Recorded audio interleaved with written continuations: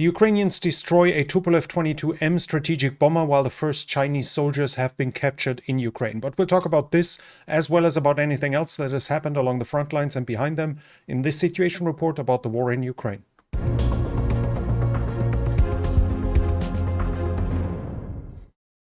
The Russians have not attacked in one night, 2 nights ago, Ukraine. That was one of the rare occasions where an attack, where a full night happened without an air attack.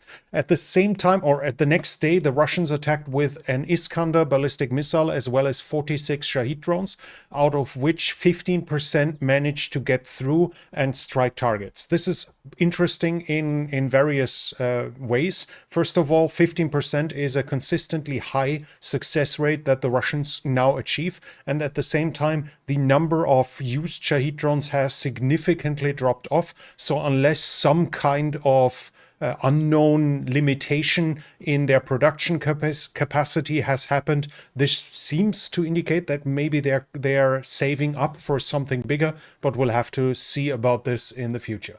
Then the Ukrainian Commander-in-Chief, General Syrskyi, published that they have destroyed a Tupolev-22M with a drone. This picture was published with it, supposedly showing the Tupolev that was destroyed at this point here. We can see a destroyed plane, but yeah, I can't really say much more to this. We'll switch to the developments along the front line, and here we start in Kursk. The Russians have advanced further south from their positions towards the line of communication towards Sucha here, and they entered the town of Loknia. We have a geolocation of this, that they have been at this point. In this case, the Ukrainians were successful and have defeated the Russians.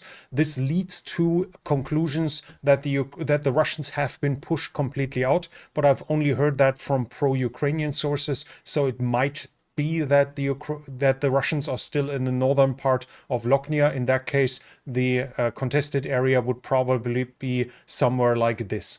That was it from this area. The Russians have also advanced inside of Kursk itself. Here at Guyevo, we have a geolocation of the Russians advancing along that road here, where they've lost several vehicles due to remote mining. This is this road here, indicating that the Ukrainians have lost control over this area more or less. The Russians have also advanced further south in Belgorod, where they have been fighting inside of Demidovka and of Popovka, where the Ukrainians recently entered. We have geolocations here inside of Demidovka and here inside of Popovka, and a fresh new geolocation shows that the Russians are now further down in Demidovka, indicating that the Ukrainians are being pushed back in this area and continue to be pushed back.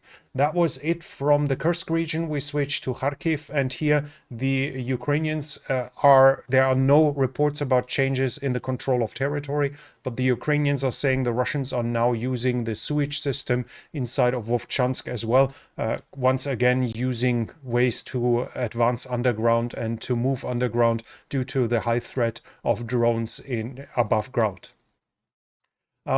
That's it from Kharkiv. We switch to the Eastern Front, and here the Russians have solidified their control in Katerinivka.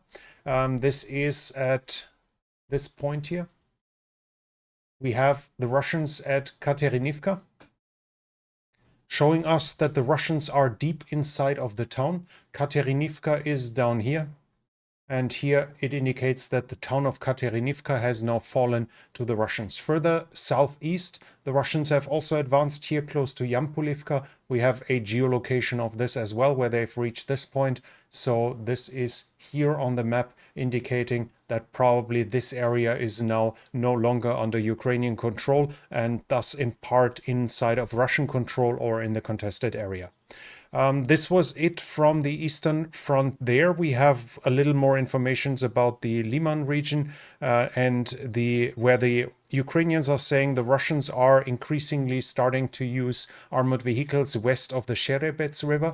This is the river going down here, that they are trying to put pontoon bridges over the Sherebets, so obviously to help with armored vehicles in this area as well, trying indicates that they failed, but the fact that armored vehicles have been reported on the other side shows that to some degree at least the Russians have been able to cross the Sherebets River in this region. It could be though with amphibious vehicles like BMP-1 or BMD-4 for instance.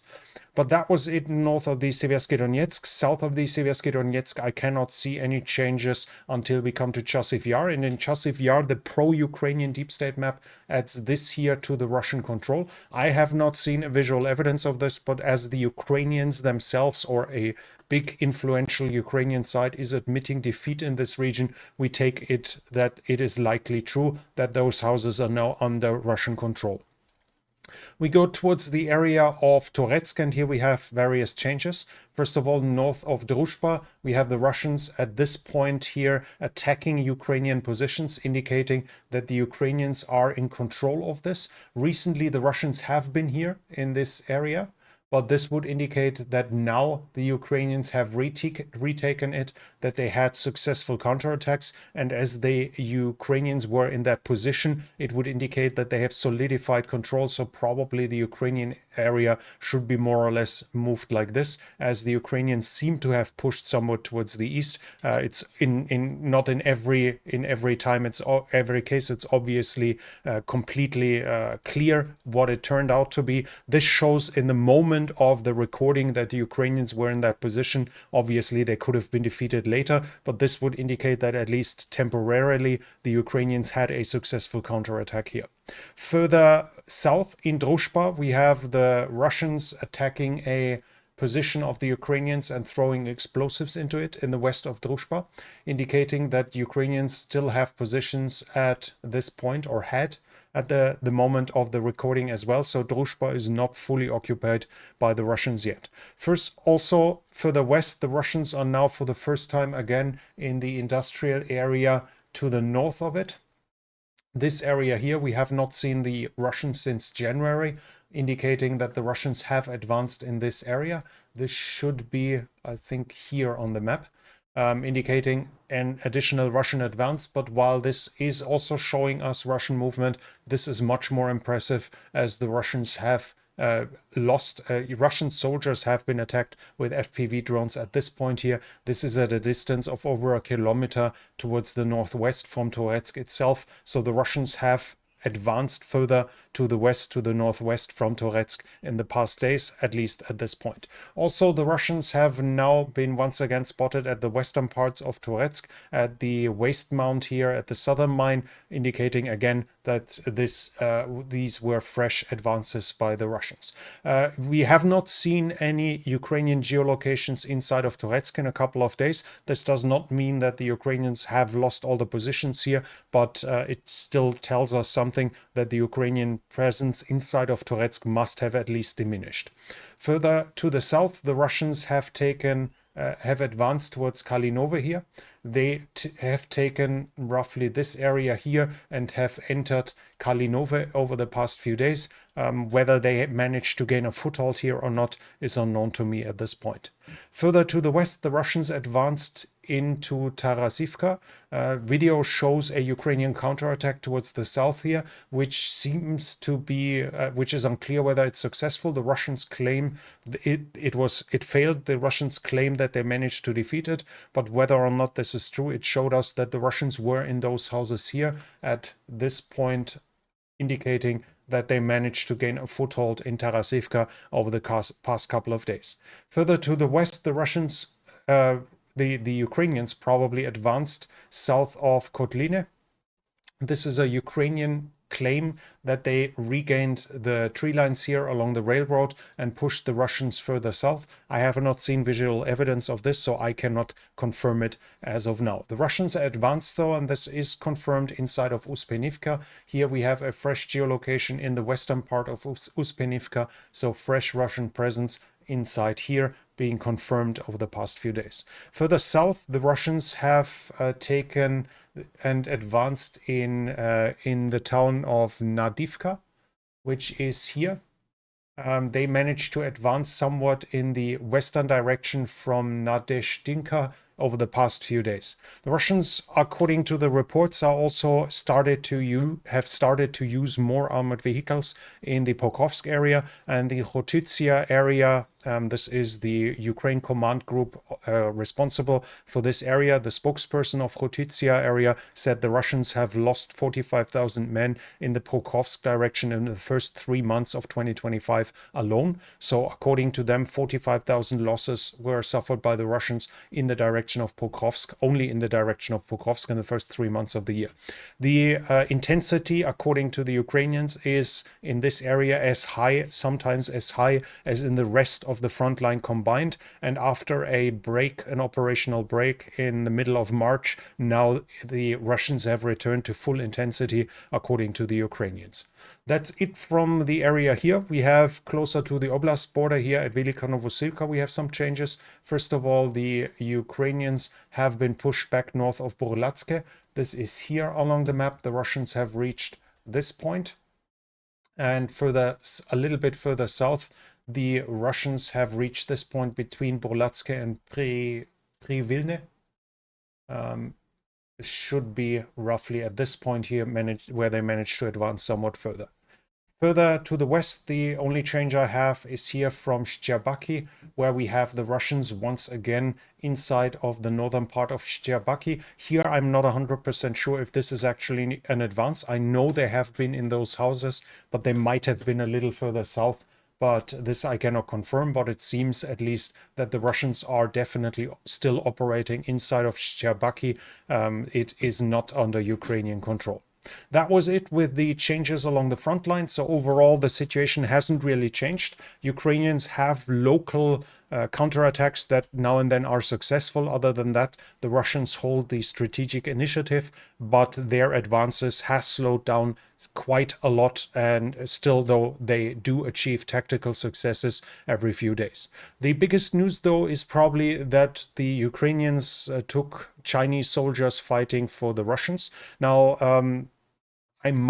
this might be an issue with the exact words here.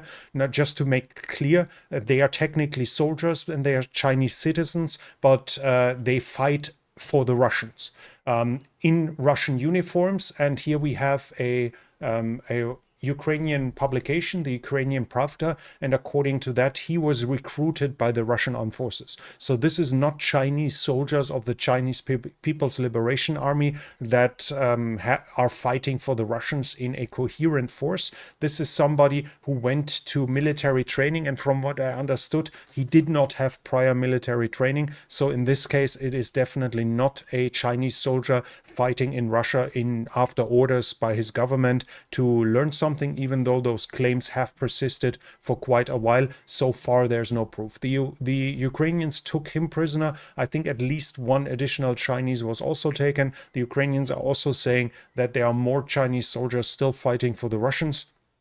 And at the same time, the US State Department says, the spokesperson said that 80% of all the dual-use goods that Russia is needing for the war in Ukraine are coming from China. So China's support for Russia is consistent. Then we go to the political area, and here Peskov, the Kremlin spokesperson, said that Putin is supporting the idea of a ceasefire, but there are still a lot of problems remaining that prevent a ceasefire. Part of the problem is the illegitimate government of Ukraine that can't control the extremists and nationalists that have their own units and don't follow the orders from Kiev. Basically, once again, the Russians claiming that they do want to accommodate Trump by willingness to sign a ceasefire, but finding excuses not to implement any, and basically still continue to claim that the root causes for the war, which is more or less Ukraine's independence and self-determination, has to be removed, as the claims that nationalists and and extremist groups are having their own units that are not controlled by the government are unfounded by anything that I see. Trump has said himself that he is unhappy that Russia is bombing Ukraine like crazy, but so far we do not see any result out of this. No additional sanctions and no weapon deliveries towards Ukraine additionally, which would probably be the only thing that could make the Russians move. So far, Trump does not think about helping Ukraine additionally to put pressure on Russia. International aid is also coming for the Ukrainians. The Belgians promised a 1 billion euro package for the Ukrainians. That will also include 2 F-16s, but only for spare parts this year, an additional 2 for spare parts next year. And the Czech Republic has sent its last T-22Ms towards Ukraine. Let me see, quickly translated. The last T-22Ms were sent, the last 10 that were left. Ukraine received 86 in total from the Czech, and which have now completely depleted their stock of T-72M and M1 by delivering them to Ukraine. From Rheinmetall, we have the message that they increase their ammunition production capability. As you can see, from 70,000 155mm shells a year, they will reach, according to their claims, 1.1 million a year, but in 2027, so still some time ahead. But you see that the production, this is 120mm for tanks, this is middle caliber 20 to 35mm, and those are propellants in tons. There they increase from 5,000 to 12,000. So Germany's defense industry, led by Rheinmetall, is continuing to put big efforts to continue its efforts to help prepare Europe for the challenges in the security area. And from Norway, the news are that they are going to add 350 million euros, roughly I think $360 million for the Czech ammunition initiative to help buy ammunition on the international market to deliver it to the Ukrainians. That's an additional aid that is going to come there. But that was it for today's situation report. If you liked it, please give it a thumbs up. It helps with the algorithm. Leave a comment if you have something to add. And if you're new here, I would like to invite you to subscribe to the channel and hit the bell icon so you don't miss future videos. This channel is only possible because of the support of viewers like you. If you like to support the channel, you can do so by the means in the description. But that's it from me for now. Thank you for watching, and I'll be back.